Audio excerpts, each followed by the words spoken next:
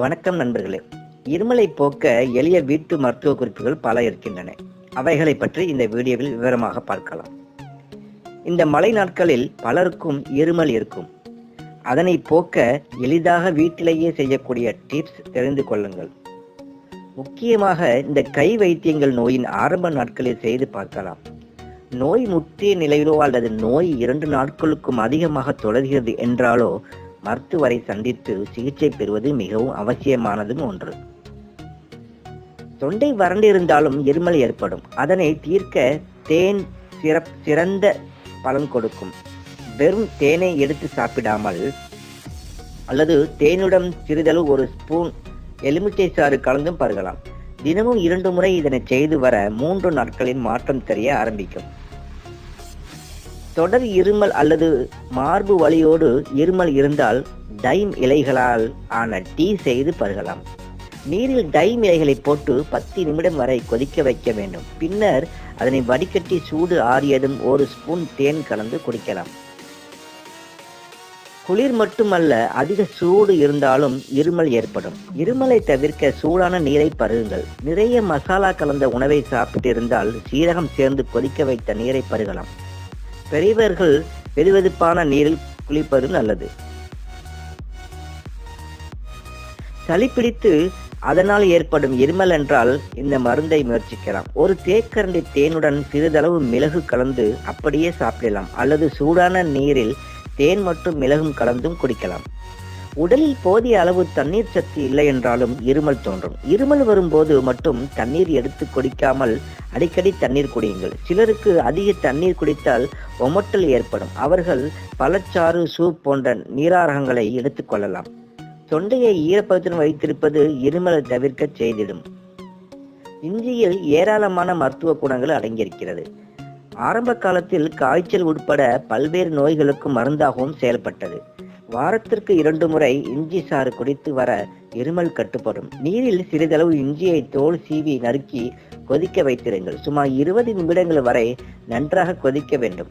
இஞ்சியின் தன்மை முழுவதும் நீரில் இறங்கியதும் நீரின் நிறம் மாறிவிடும். அப்போது அதனை இறக்கிடலாம். நன்றாக சூடு ஆறியதும் 1 ஸ்பூன் தேன் கலந்து குடிக்கலாம். வேண்டுமென்றால் சிறிதளவு எலுமிச்சை சாற்றையும் இதனுடன் சேர்த்துக் கொள்ளலாம்.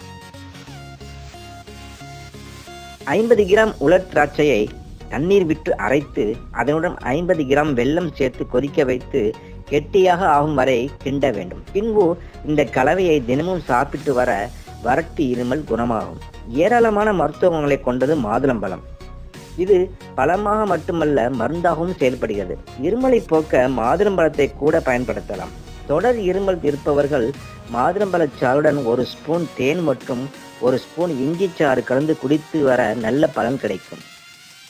நன்கு காய்ச்சிய பாலுடன் 1 சிட்டிகை மஞ்சத்தூள் சேர்த்து 1 சிட்டிகை மிளகுத்தூள் சேர்த்து அருந்தி வர வறட்டு இருமல் வந்த இடம் தெரியாமல் ஓடிவிடும். இதில் சர்க்கரை அல்லது தேனுக்கு பதிலாக பழக்கன்று சேர்த்து கொள்ளலாம். சளியினால் ஏற்பட்ட இருமல் என்றால் இதனை முயற்சித்து பாருங்கள். உடனடி நிவாரணம் கிடைக்கும். 1 கைப்பிடி அளவு புதினாவை அரைத்து சாறு எடுத்துக் கொள்ளுங்கள். இவற்றுடன் 2 டீஸ்பூன் மிளகுத்தூள் மற்றும் 1 டீஸ்பூன் தேன் கலந்து குடிக்க வேண்டும்.